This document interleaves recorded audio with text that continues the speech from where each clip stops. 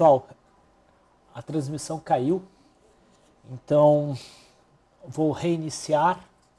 Deixa eu só ter certeza de que tá tudo certo.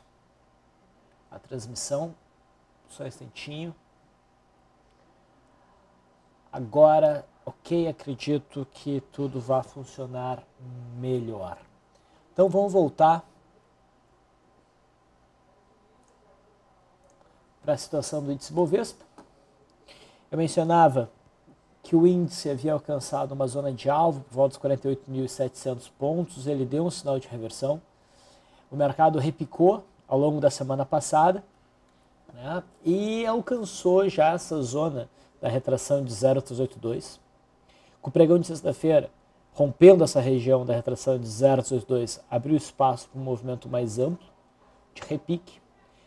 Mas compras a partir da sexta-feira já ficam mais perigosas por quem já está no meio de um movimento. E estando o mercado dentro de uma tendência de baixa, ele pode sempre dar sinal de retomada de queda. E foi isso que a gente teve com o pregão de ontem, né? A gente teve um candle baixista, né? E com a perda da mínima do pregão de ontem, a gente pode dizer que tecnicamente compras de swing trade que vieram a se aproveitar desse repique vão sendo encerradas, né?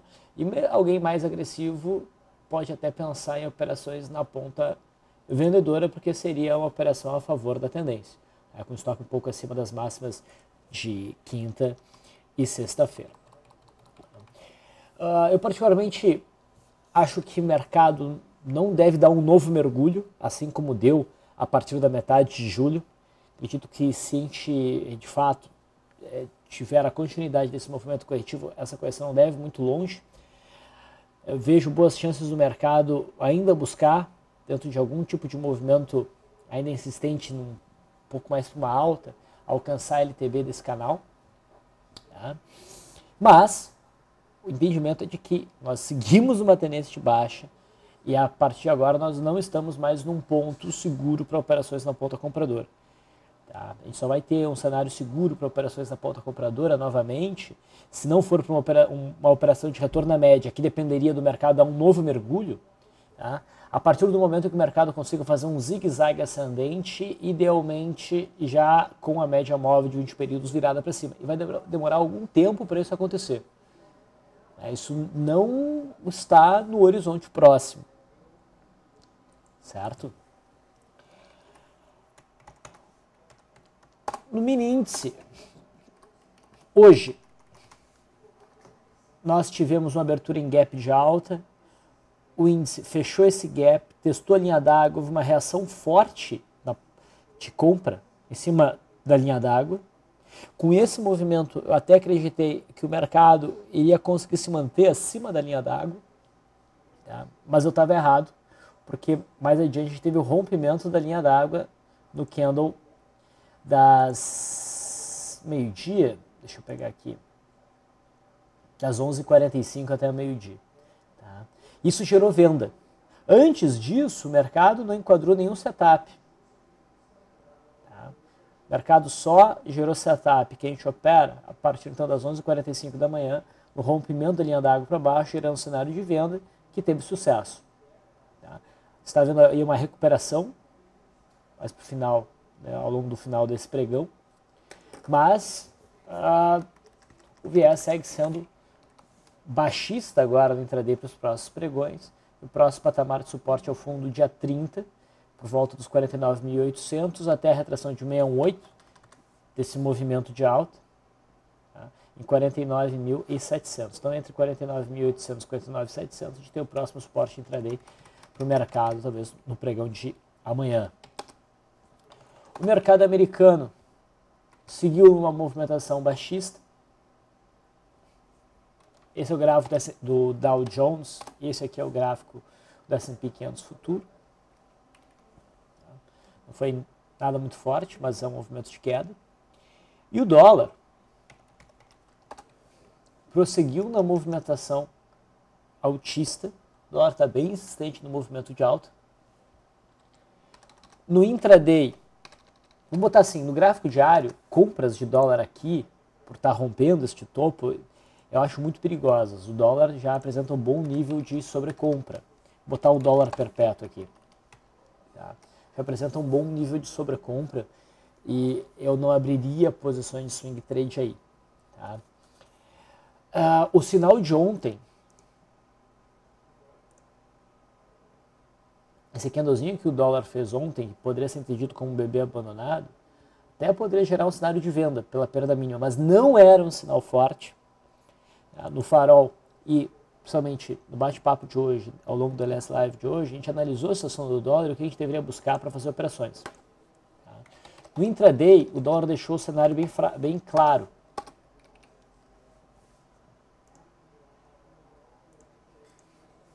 Que era este aqui. Essa era a movimentação de ontem. Se o mercado abrisse em gap de alta, depois rompesse a linha d'água para baixo, seria um bom sinal de venda. Abrindo dentro dessa amplitude, o ideal era que o mercado testasse o suporte, marcasse esse suporte novamente como suporte, como um fundo, como aconteceu aqui no início do dia, e a partir daí o rompimento desse patamar de suporte abriria vendas. Se não, o rompimento dessa zona de resistência 3.495 seria o ponto para uma compra, daí focando em trade diário, não carregaria para swing trade, tá? Ou o rompimento aqui da linha d'água. Pelo rompimento da linha d'água, houve trade pelo método BIS acionado a partir do quinto candle do dia e o dólar foi desenvolvendo um movimento de alta. Tá? Dentro do método Leandro, acredito, e aí eu não tenho bem certeza, houve uma operação na ponta compradora no rompimento disso que foi o primeiro movimento exótico. Tá? E o trade não teria ido longe, provavelmente teria encerrado no prejuízo. Mas dentro do método BIS, a operação de rompimento de linha d'água conseguiu fluir bem, e pela média móvel de 9, teria sido encerrado o trade na perda desta mínima aqui.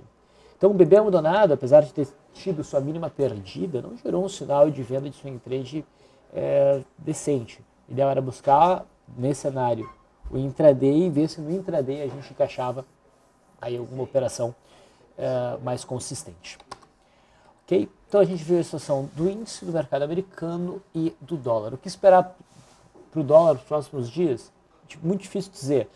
Como eu mencionei, o dólar está sobrecomprado, fica difícil apostar em novas altas no curtíssimo prazo, mas por enquanto ele não dá nenhum sinal consistente de correção, então a gente não deve apostar nessa correção. Vamos agora a mensagens. Em relação a posições, pessoal, não deu tempo da gente analisar o mercado, então não há nenhuma nova operação a ser chamada dentro do método Leandro. Dentro do método Stormer existe alguma coisa? Tem posição aberta em Lame 4. Lame 4. Está aberta. Então existe uma posição aberta em Lame 4 pelo método Stormer, pelo FR2. E pelo método Leandro, a única operação que está aberta é a compra de Klabin. A primeira posição apenas iniciada no dia 23. Tá? Está indo na direção da RP, não acionou a segunda posição, mas ainda também não bateu na RP. Então a gente não tem atualizações. Eu tenho alguns papéis que ficam abertos aqui na minha tela. Tá? Então, apesar de eu não ter rastreado o mercado em busca de novas operações, me chamou muito a atenção Lojas Renner, que é um papel que estava já aberto aqui na minha frente. Lojas Renner é um papel que está numa tendência de alta bastante forte, e essa tendência de alta deu uma pausa, mais ou menos uma pausa aí nos últimos 3 meses, porque a gente vem desenhando um movimento mais lateralizado. Ok? Que tem suporte num gap em R$ 103, iniciado em maio. O mercado corrigiu de forma um pouco rápida e intensa em busca desse suporte e hoje monta aqui um martelo testando esse suporte que eu considero importante com bastante volume. Se a gente for olhar no intraday, reparem que entrou muito volume na compra aqui, ó. Olha como o volume azul foi alto. Então esse papel não está enquadrado pelo método Leandro, mas eu vejo um ótimo enquadramento para uma compra de retorno à média do tipo 2 do método BIS de swing trade.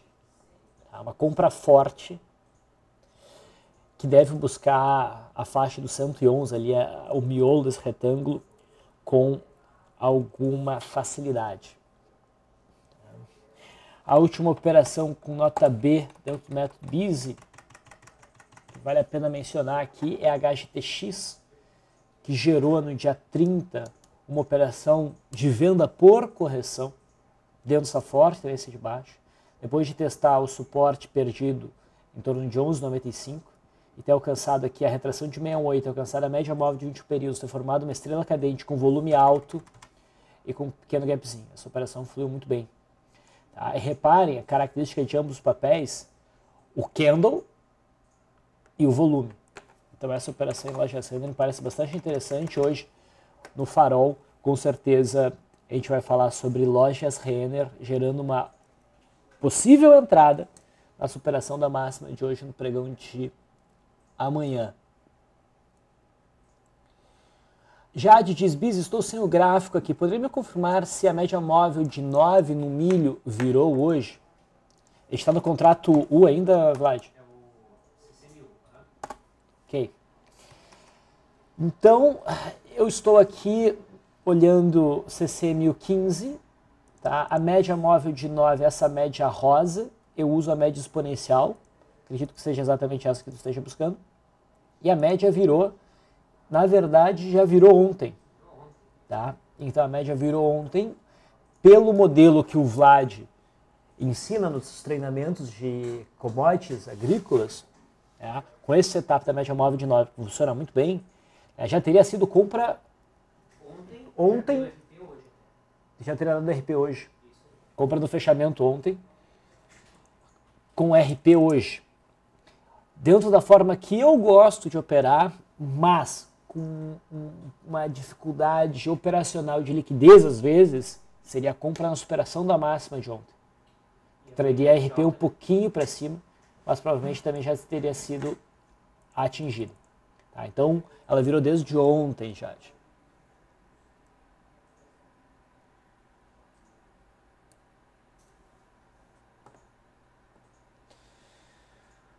Vamos lá. VK, por favor, pode comentar a alta de Usiminas comparando com a estabilidade de CSNA que não subiu tanto? Então, tu pede para falar de Usiminas e CSNA.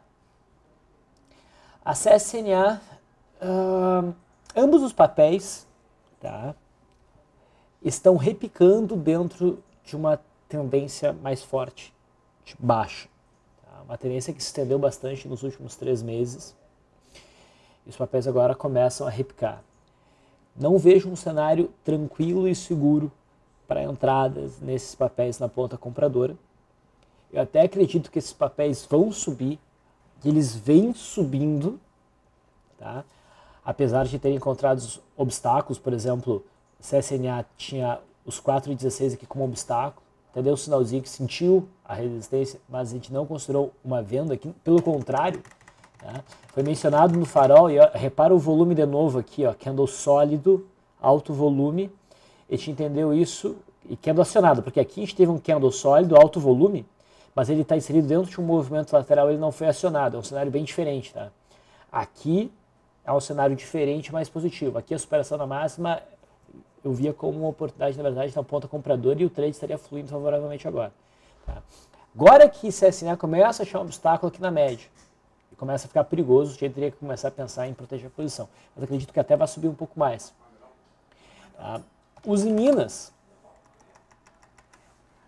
hoje tem um movimento mais forte, mas tu repara o seguinte, tá? Os em Minas já conseguiu fazer, de certa maneira, um zigue-zague ascendente. Os em Minas já dá até para dizer que, tecnicamente, a gente tem uma tendência de alta e o papel deixou a tendência de baixo para trás, porque já tem zigue-zague ascendente, a média de 21 períodos abaixo do preço e a média até virada para cima. Então, fica mais fácil para os Minas, a partir de agora, desenvolver um movimento de alta do que a CSNA. Talvez isso explique, não necessariamente. Tá? A pergunta é, eu acho que é compra agora em Uzi Minas? Eu acho que é compra agora em CSNA? Não, não acho. Os pontos passaram. Eu não vi ponto seguro em Uzi Minas em nenhum momento. Tá? Na CSNA, esse candle aqui de força me sugere um ponto de entrada. Um outro exemplo, é difícil explicar essa barra de força sólida com volume, tá? Mas basicamente ela tem que se destacar do resto do movimento, tem que dar uma ideia de que um movimento prévio se encerrou e com ela surge um novo movimento. Tá? É o que eu chamo de uma barra de ignição, não é necessariamente uma barra elefante, mas uma barra de ignição. Um outro bom exemplo desse tipo de barra é fibra. Tá? Fibra no candle aqui do dia 22. É uma coisa muito parecida com o que a CSNA fez. E de certa maneira, o posicionamento de fibra no dia 22 de julho me lembra um pouco o ponto onde está a Lojas Renner agora. O papel vinha numa forte e longa tendência de alta, começou um movimento lateral aqui um pouco mais do que 3 meses, bateu no suporte e mostrou a entrada de pressão compradora com volume. Mas o sinal em Lojas Renner, na verdade, é melhor do que o sinal que a gente teve em fibra.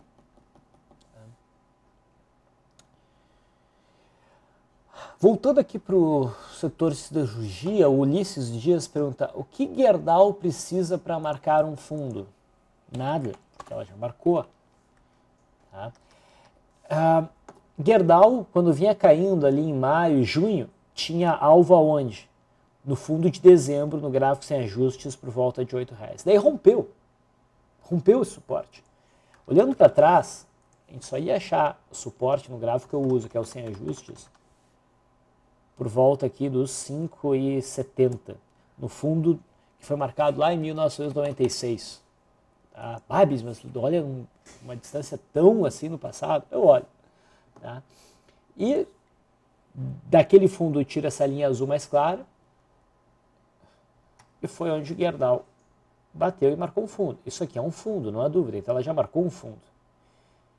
E ela deve insistir um pouco mais nesse movimento de alta, porque não alcançou a média móvel de 21 períodos. Agora, ela se enquadrou muito bem numa operação de compra aí? Não. Gerdau não se enquadrou bem dentro dos modelos que a gente usa, mas ela bateu numa zona de importância no gráfico. Tá? Se a Gerdau conseguir fechar acima dos 6,12, a gente vai ter um pequeno zigue-zague ascendente, que já vai ser um primeiro indício de virada para uma tendência de alta. O que faltaria para a tendência de alta se firmar, como é o caso de Uzi Minas, que está fazendo agora, é a gente ter os preços acima da média móvel de 20 períodos e essa virada para cima.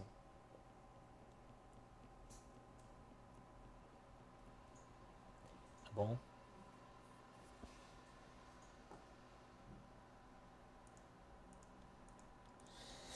Cissa, oi Bizi, que bom que é com você hoje. Tá bom. Pode comentar venda em Cirela? Sempre acho engraçado que é repleto de mulheres no nosso comentário de fechamento. Né? É raro ter mulher de verdade operando, infelizmente. Uma possível venda em Cirela. Tecnicamente é possível sim. Cirela está numa tendência de baixa, ela repicou ao longo dos últimos dias, mostrando uma certa dificuldade nesse repique. A média de 20 períodos foi alcançada, o fundo anterior perdido de junho foi alcançado.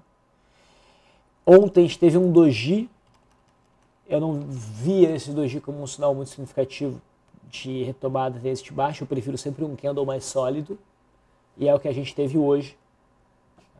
Então eu diria que a perda da mínima de hoje em Cirela, então o pregão de amanhã, por exemplo, seria um indicativo um pouquinho mais seguro, tá, de uma operação de venda a favor dessa tendência de baixa. Mas eu não gosto da sombra superior que acaba respeitando aqui a média móvel de 9. Tá? Não me parece ser um sinal de swing trade forte.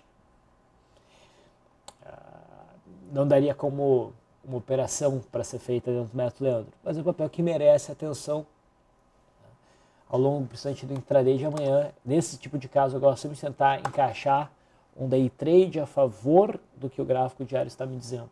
Daí fico mais confiante nessa operação de day trade.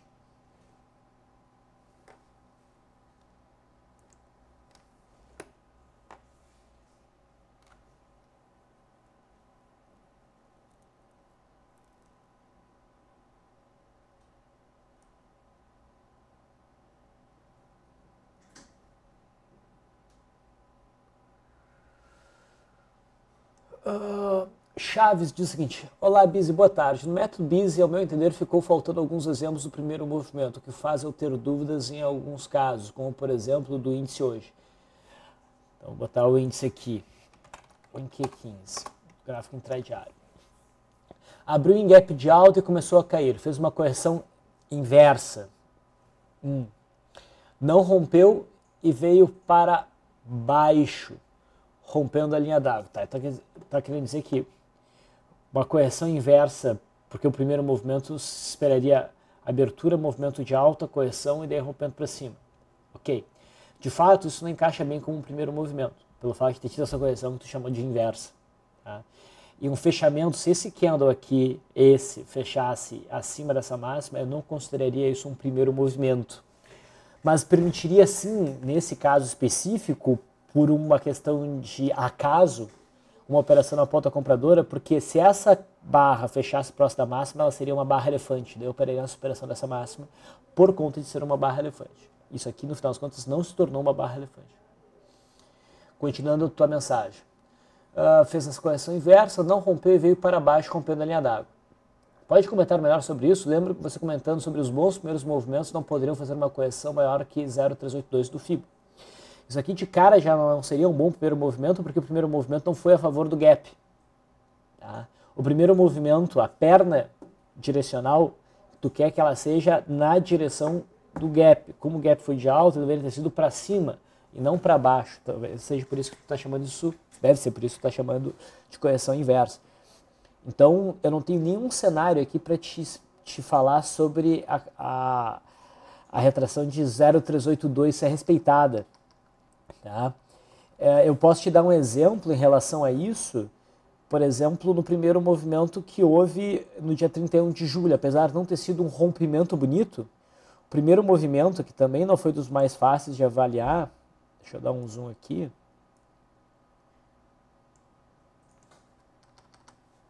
ele inicia aqui e vem até aqui. Essa é a correção que faz o topo aqui. E daí tu vê que essa correção não rompe 0,382%, então aqui está enquadrado.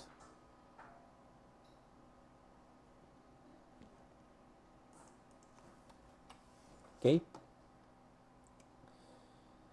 Então acho que está respondido.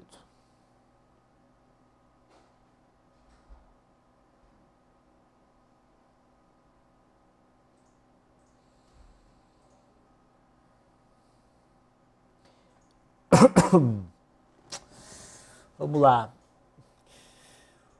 Márcio Matheus, olá Bizi, boa tarde. Entrada na correção em Banco do Brasil é coerente?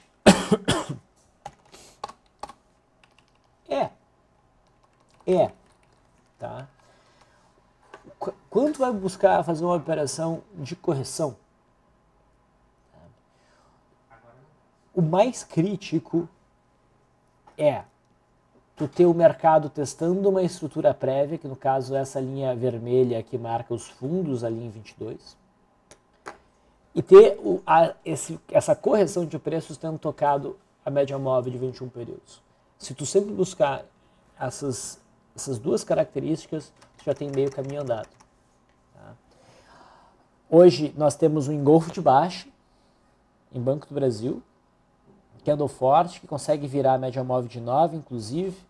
As outras médias estão todas apontadas para baixo, então a perda mínima de hoje, no pregão de amanhã, permitiria sim uma operação na ponta vendedora em Banco do Brasil. Porém, talvez eu esteja um pouco viciado na minha leitura de mercado, porque, como eu sempre para vocês, eu não estou sentindo, tá? Isso vai além dos aspectos preto no branco da análise, tá? Da análise dos preços. Eu não estou sentindo que o mercado quer dar aquela pancada para baixo. Aqui do candle de Banco do Brasil, para essa amplitude de movimento, tá? Para a posição em que está Banco do Brasil, seria de se esperar um volume mais significativo. Esse volume ficou abaixo da média. Tá? Era para ter tido um volume maior. Então isso me faz ficar com o pé atrás em relação a essa venda em Banco do Brasil.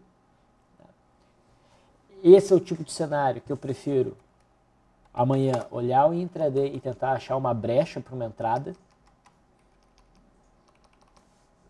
que muito vai ter a ver com a linha d'água, provavelmente. As maiores chances é do trade ter algum envolvimento com a linha d'água, para daí fazer a operação, tá? Tendo um pouco mais de controle sobre esse trade. Por exemplo, hoje, no início do dia, logo depois que eu finalizei o bate-papo de abertura, eu postei ali na LS Live que o Banco do Brasil fazia uma barra elefante baixista bonita para uma operação na ponta vendedora. A perda mínima dos primeiros 15 minutos gerava a venda e o papel depois disso caiu mais de 3%. Fez todo esse movimento. Então, eu gostaria de me aproveitar de um cenário intraday como esse no pregão de amanhã. Tá? Não me sinto tão animado a fazer uma operação de swing trade, mas ela está enquadrada, é venda. Ponto. Tá? Itaú já interessaria mais pelo volume. O problema é que Itaú não alcançou a média e não tem tanta distância dessa mínima até o suporte.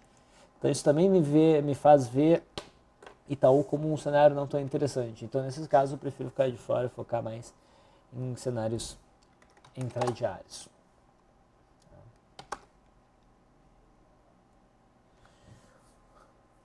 Jonas, Vale tem compra com alvo em 16? Não acho que tenha compra em Vale.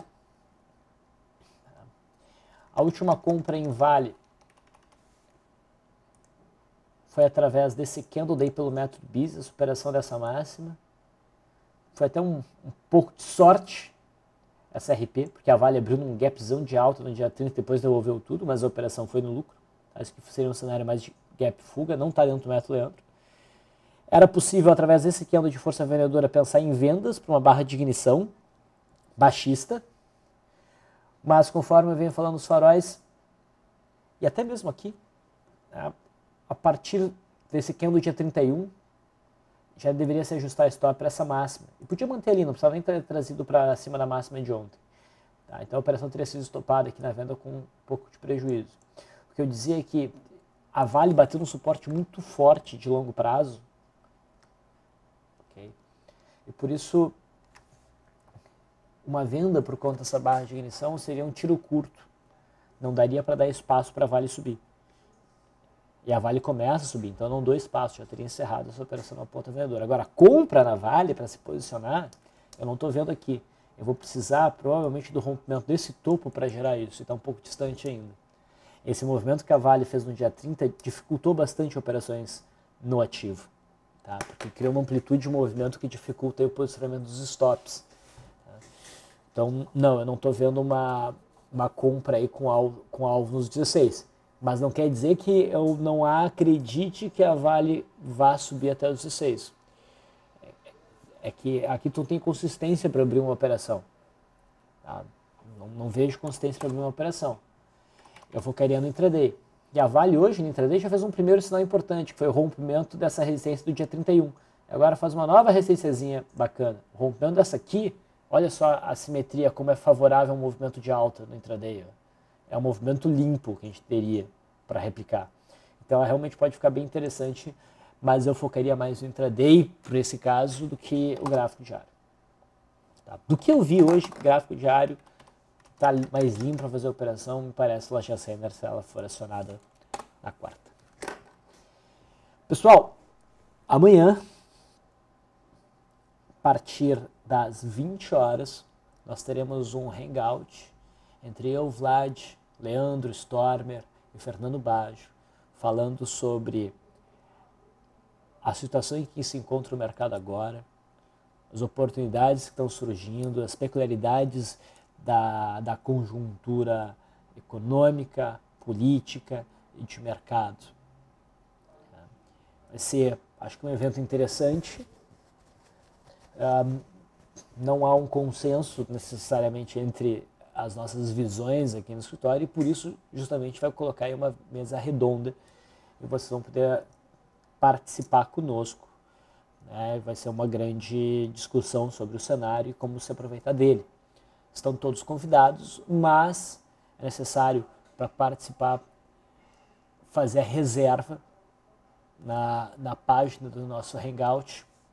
tem como postar para nós a página do Hangout, Vlad? O Vlad vai postar a página do Hangout aí no nosso bate-papo. Eu deveria ter separado essa página antes, não o fiz. Mas estão todos convidados, se preparem então amanhã, a partir das 8. Se vocês nos ouvem aqui, ouvem a gravação, vocês devem querer participar desse evento. Ok? Nem é convite, eu estou convocando vocês. Está na hora de encerrar aqui o bate-papo. Fico por aqui, agradeço a participação de vocês. Até amanhã.